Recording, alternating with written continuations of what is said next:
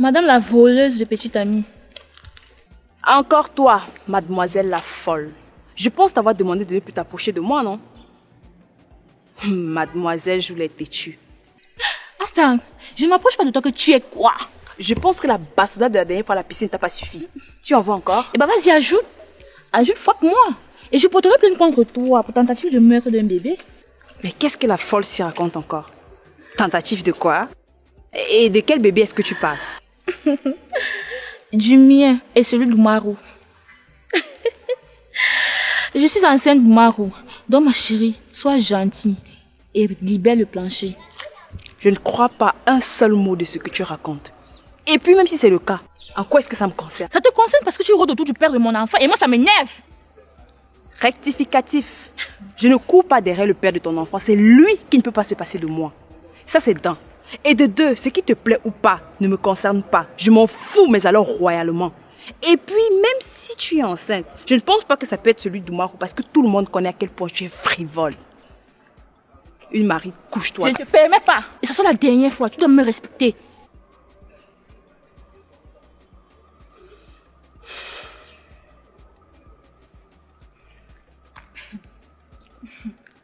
Je ne vais pas riposter cette fois. Pas parce que j'ai peur de toi, mais juste parce que je n'ai pas envie de me donner un spectacle.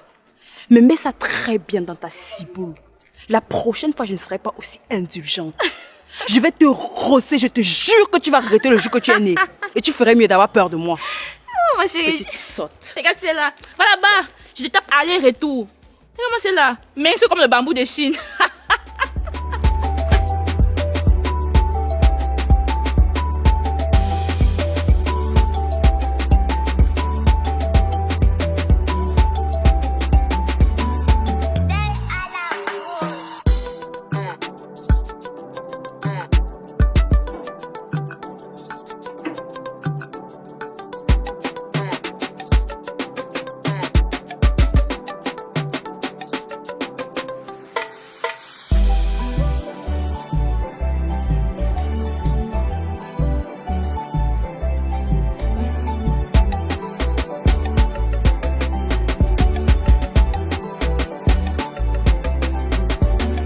Toujours aussi ravissant.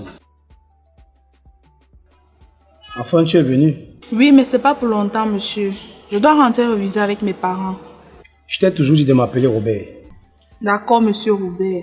Voyons, Mada. Appelle-moi Robert tout court. Nous sommes déjà entre amis, non? Mais monsieur, je me sens gênée. Vous êtes mon professeur. Je suis ton professeur au lycée.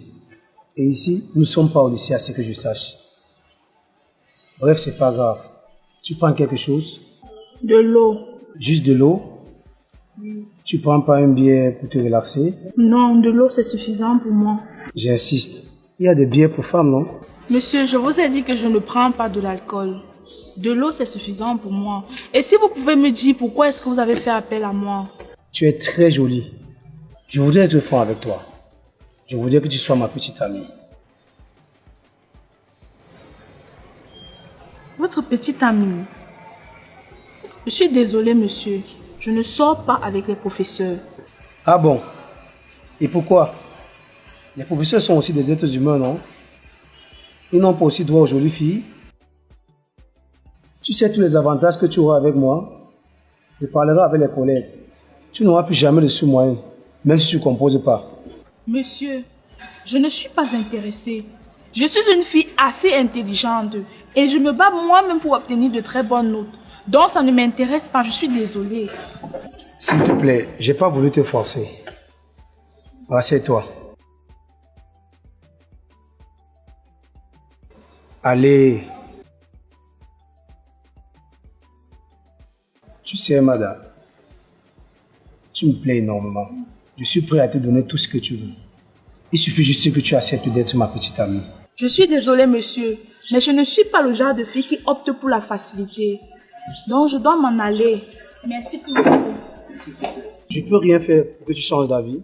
Non, désolée. Mada, tu vas regretter de ne pas avoir accepté mes avances.